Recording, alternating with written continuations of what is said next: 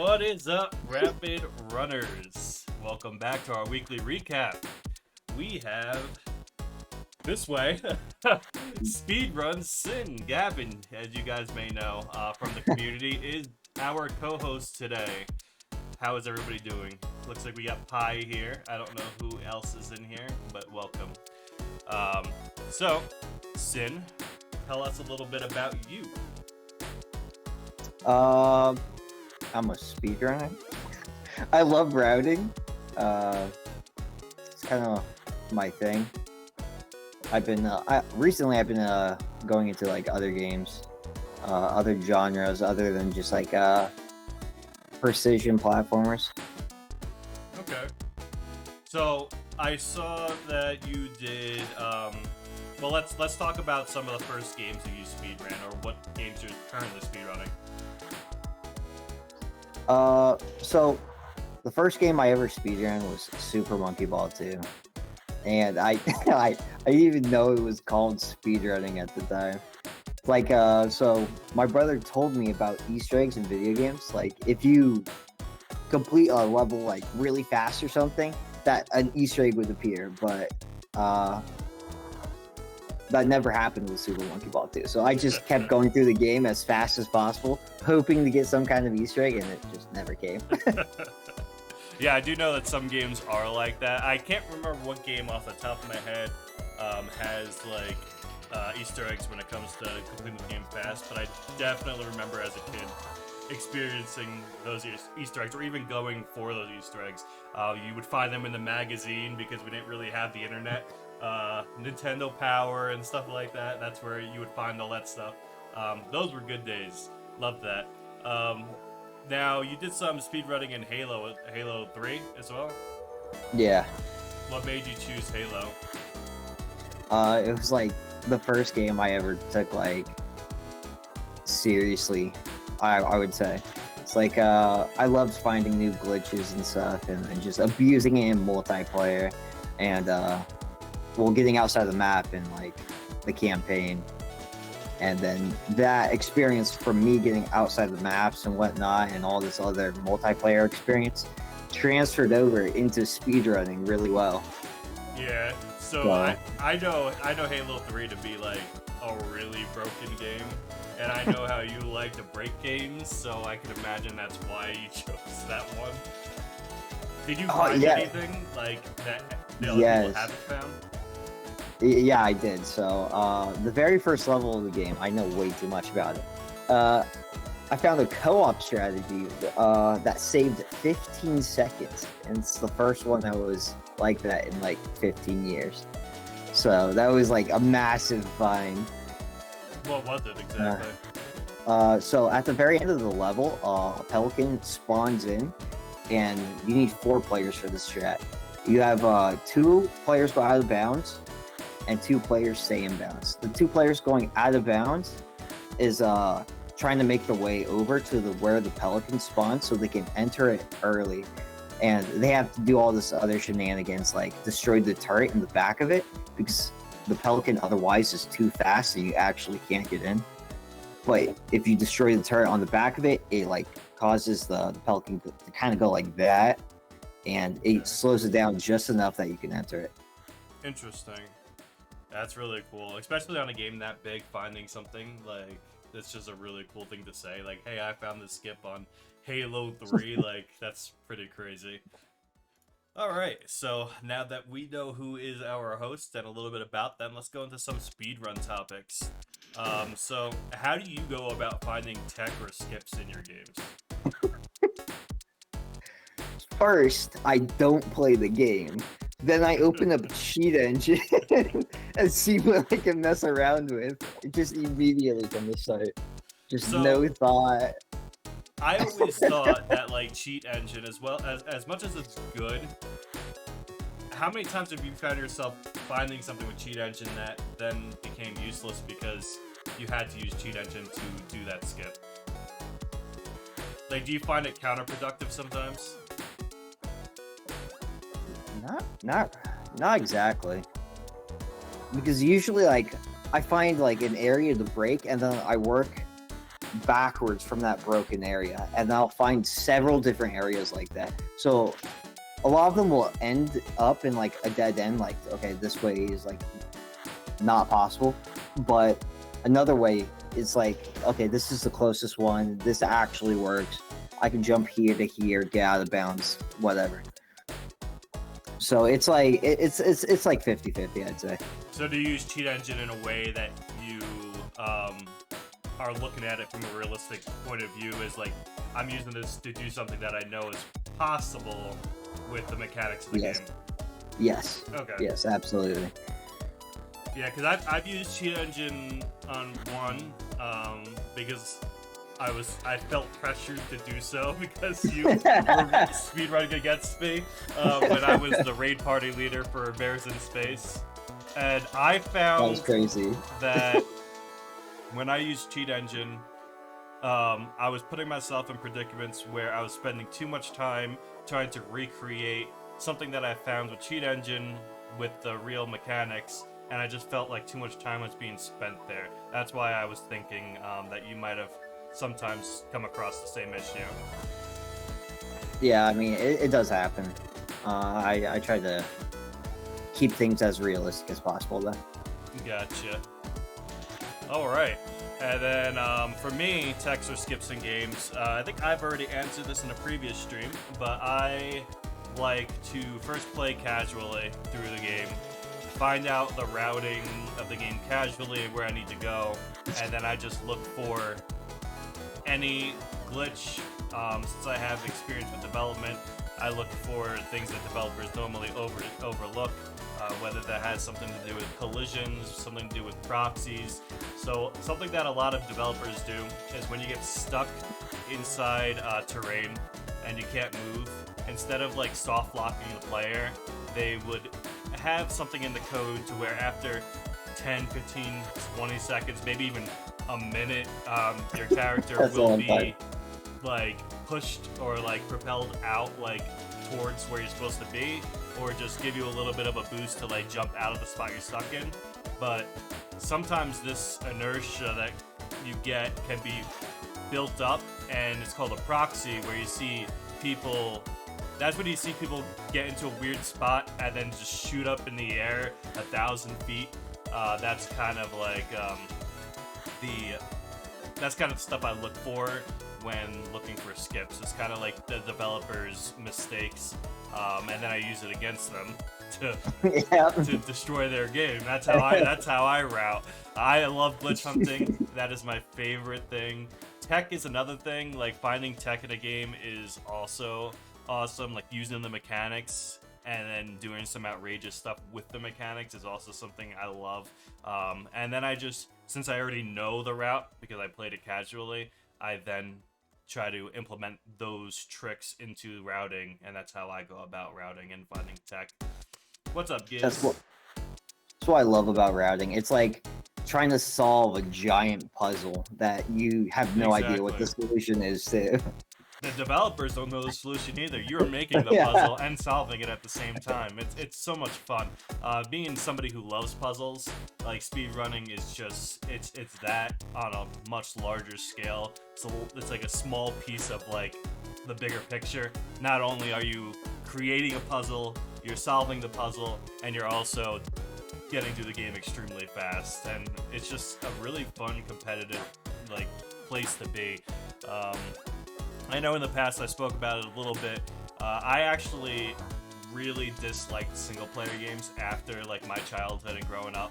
It was only multiplayer because I felt like I needed the competition. Single-player was no longer like hard. Even on the harder difficulties, it was like, all right, I can systematically put this game together and get through it, you know, with a relative challenge, but not anything like going up against a player who has thousands of hours in a game. So like, I actually went away from like single player games, and the only reason I was able to come back to them was because of speedrunning, because I realized that, hey, I could still enjoy these single player games, which tends to be masterpieces of games that I just wasn't enjoying. But I could enjoy it on a competitive level because there's people I could speedrun the game against, and I mean, it opened up a whole side of gaming that I was never gonna come back to. So that's awesome. I love that about speedrunning and having that option to play those games. All right, so our next topic. When do you think in-game time or real-time attack should be used when speedrunning, and why? Okay, so in-game time, I think should be used for like ILs and whatnot. Okay. But RTA should be used for like when you're completing an entire game. Like, well, like RTA minus loads, you know? That to me that makes sense because like loads. That would be in-game time, wouldn't yeah. it? No, not exactly. Like an example would be like the Sworn demo, the bounty that's going on for that. They have the time where the in-game time starts when the room starts, and then the in-game time stops after you kill the last enemy. Yeah, but so now you have infinite time to select whatever card you want. So the run could end up being like 20 minutes long, but your in-game time is like 4 minutes. Okay, I get it. Yeah. I guess there's some confusion, and it's probably a good topic to bring up because some people get the load removers and they use live split, and it's known like when they're using live split with load removers, a lot of the time you need to use in-game time, and it's tracking, I guess, real time, which is load removals. So I guess there is a difference, especially if the game has like the in-game time hard coded into the game. Yeah, it is a little bit different. So. Okay. Yeah, I always thought that in-game time would be used in situations where there is a lot, like longer speed runs, a lot of loading screens. I feel like in-game time saves a lot of like, you know, of those issues. Whereas as if you're doing real-time attack, there's going to be little differences, especially with loads and over the course of an hour. Like somebody's computer could be, you know, the reason why they saved a couple seconds real time. So. Actually, yeah, the in-game timer for Sworn actually has that problem with if you have a better computer, you actually save time. Really, on the in-game time? Yeah. Oh, wow. So I guess it really just depends on the game and the community. They'll determine whether or not real time or in-game is going to be the viable option for what's fair and what's not. All right. I can't think of any specific games off the top of my head that I had issues with that personally. A lot of time I join communities and they already have their timing, and I just go with what everybody else is doing. Yeah, that's right.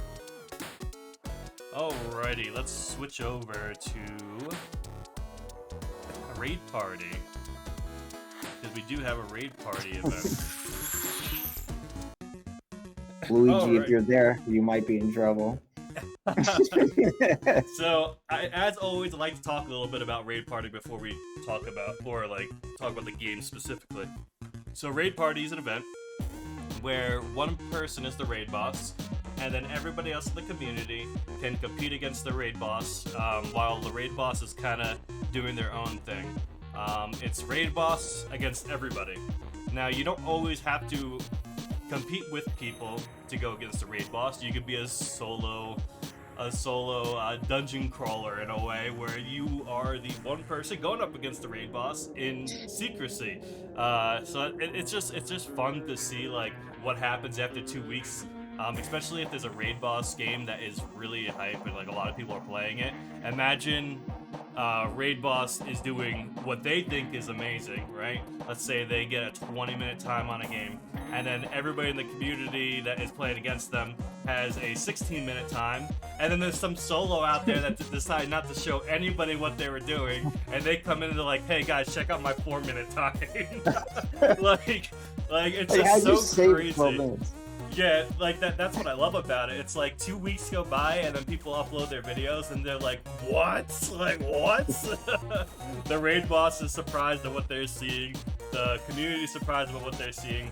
And then whoever has the fastest time at the end of the 2 weeks they get to either be raid boss or pass raid boss off to somebody else. So that is the raid boss event, raid party event.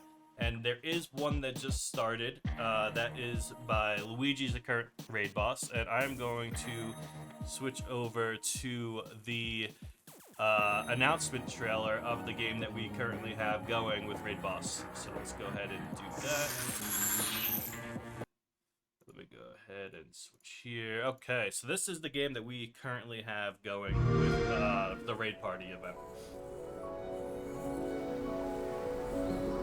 And we'll talk a little bit about it after this announcement. I kind of love the art style to this game. Me too. It's actually The art really style nice. is amazing.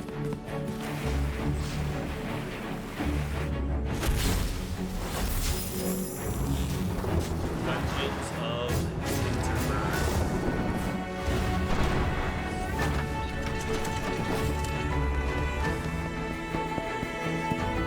I wonder how long this game is going to be. It looked like it was going to be pretty long. I'm excited for the full release because I am loving the demo.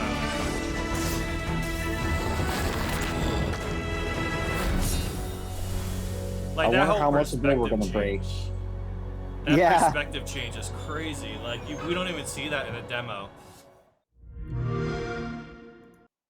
All right. So let's go back here. So I have been playing this. Actually, me and Sin were on it yesterday. I am not gonna say anything because if Luigi is listening, I don't want him to know about our strats. But I will say this to put some pressure on him. I already got it running. We're at 9 minutes. That's all I'm saying. With mistakes. With mistakes. Pressure's on Luigi. But the game is awesome. It's different. So I know a lot of the time people expect these games when speedrunning to be turned into a platformer in ways. But what's interesting about this game is that there's no jump. I'm not saying there's no way to do a jump, but there's no way you're supposed to jump. Unless you're on a snowboard and you go off a ramp, that's your jumps. So yeah, it's interesting. It's kind of like a action or like a action or role-playing game where you are just getting forced into combat situations to proceed. Obviously, there will be ways to skip some of these combat scenes, but that's what you should be expecting. The game's a lot of fun.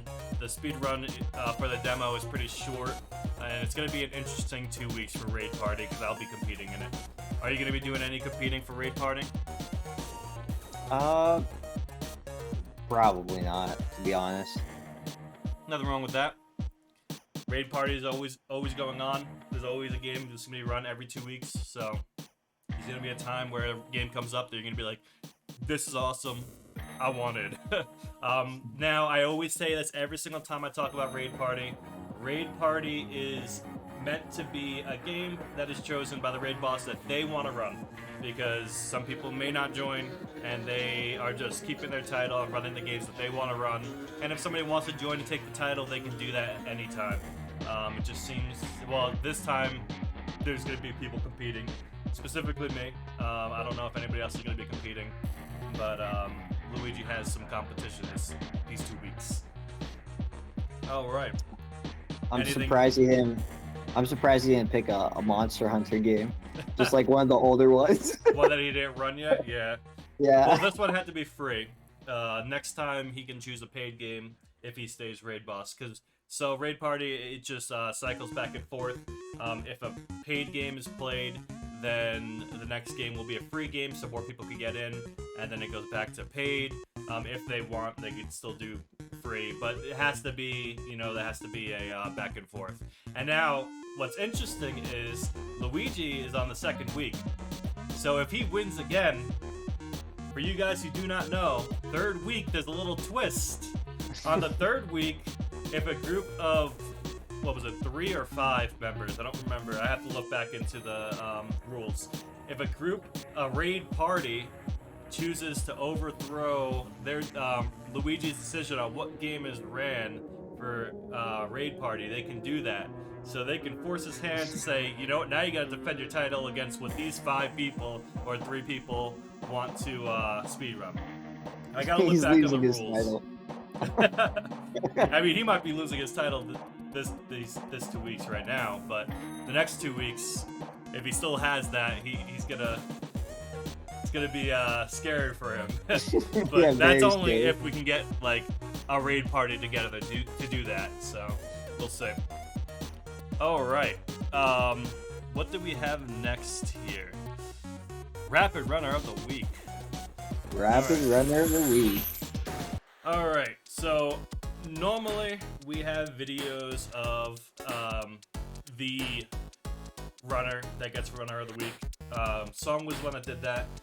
Song isn't here, and it's a lot of work to put together videos. So I think going forward, we're just gonna announce Rapid Runner of the Week instead of getting a video collage of them together because we have to edit it and then get it uploaded or downloaded and then put it on the stream every week. It becomes very taxing with me having to do stuff for work and everything like that, and just having time for myself.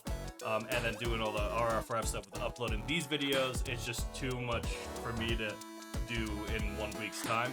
So I do want to announce a Rapid Runner of the Week though, and that's how we're going to do it going forward until Song gets back, where he can upload more videos or make more videos. So we did choose a new Rapid Runner of the Week, and that Rapid Runner of the Week is going to be somebody who has been around since the first community. So he's been here since the first community. He's been active since the first community. He has been active during this whole community. He's been in the streams. He has been a part of the community for a very long time and has never won Rapid Runner. And that person is going to be Geek. So congratulations to a Geek. Let's see here. So I was just checking. He hasn't posted anything in the art yet. That's to Deleted Geek, by the way. Everybody just knows him by Geek here. Yeah. He was gonna be making something for RR4F. I think he still plans on doing it. He was saying something the other day about just being busy. So I am excited to see what he comes up with for art. He was originally gonna do it for the art contest, but he couldn't get it done in time. But regardless, Geek has been a community member of not only RR4F, but this community with the old community for a very, very long time. He has shown up in people's streams. He's constantly posting when he's streaming. He's talking in the chat whenever he's available. He's just been an active member, and he's never won it. So we want to give the title to Geek this week. I am very excited to see Geek's artwork. Yeah, me too. And I think he'd be really happy to hear that he's Rapid Runner of the Week. So if anybody's here that is inside the Discord, if you want to @Geek in the general chat to Deleted Geek and say congratulations on Rapid Runner, that would be awesome. All right. So we do have one more announcement, and that is a new bounty. So it's gonna be a small bounty. Gavin was the one who chose this one, so this is gonna be an interesting one, I believe, from what I've seen of it. So let's go. I over to- absolutely love this game. All right. So what about this game? Before I go over there, without any spoilers, what about this game makes it an interesting bounty? You think? There's a lot of like little minor tech that you should always keep aware of throughout the entire run. And the dialogue in the game is actually really funny. Okay. And I kind of like the art style to it too. It feels very unique, I would say. So from what I saw from this bounty, it is going to be short, but it is going to be so much room for optimization that I think it's going to be very competitive. speedrun for a bounty. And I'll be really interested to see what the final time is on this one. But let's go over to the announcement and show you guys the trailer. You probably already know the game, because there has been some talk about it in the Discord. Turn off the music here. Alright. The small bounty is the Hell of an Office demo.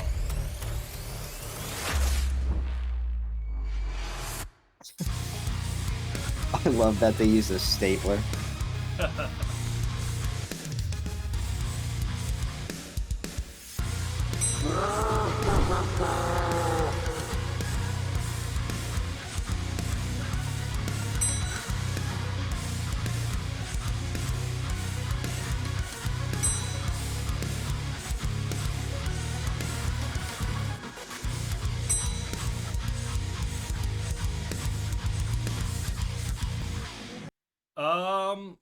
I thought the demo was around even prior to Next Fest, was it not? I'm not sure. Not sure. Well, that's an issue. Yeah, potentially could be, yeah. Okay. So, because I remember, I could have sworn I remember Zan running this game, like, a while back.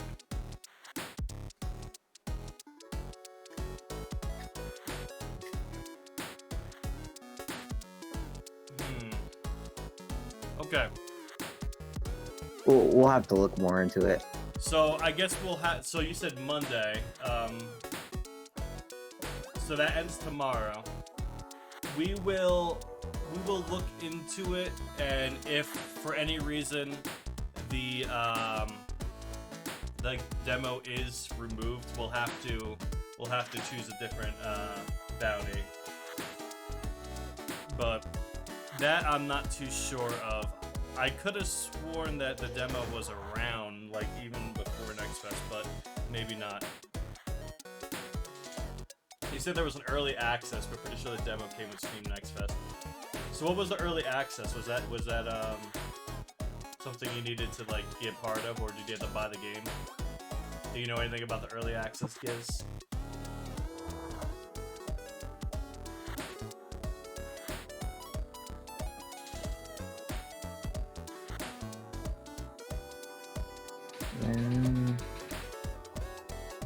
What are you looking into it, Sin? Yeah.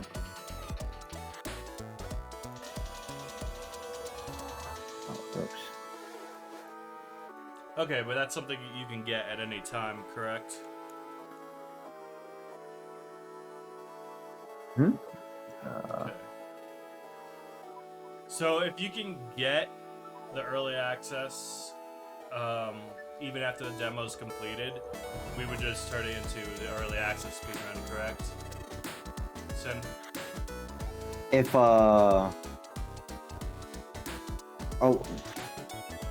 early access costs $15. Okay. So I'm not so sure about this. I didn't know this was gonna be a problem. Let me take a look here. Yeah. Well, I guess we'll find out tomorrow. Yeah, they're not saying anything about when it ends. Yeah, we'll find out tomorrow. Demo's available. Here we go. In case you missed it.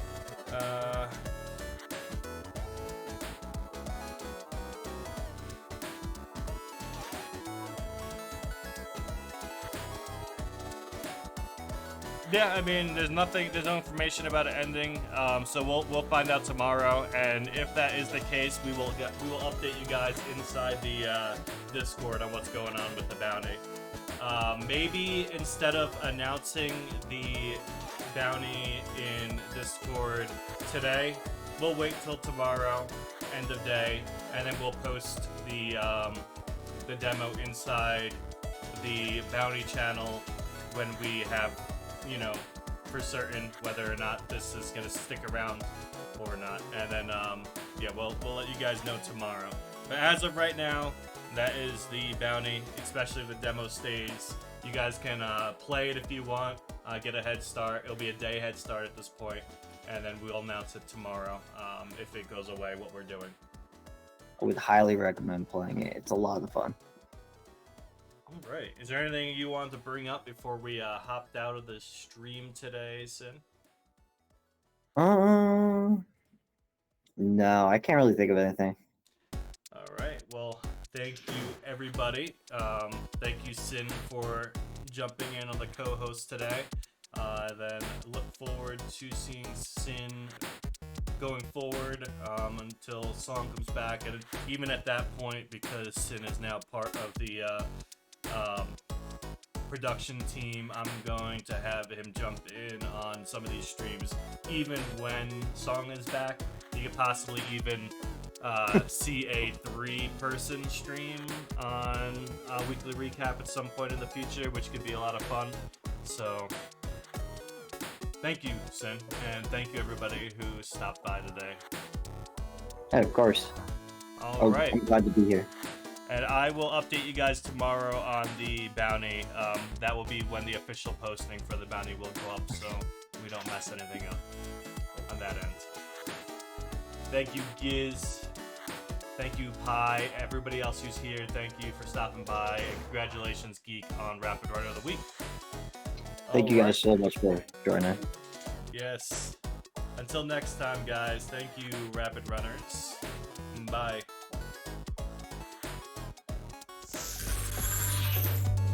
Goodbye.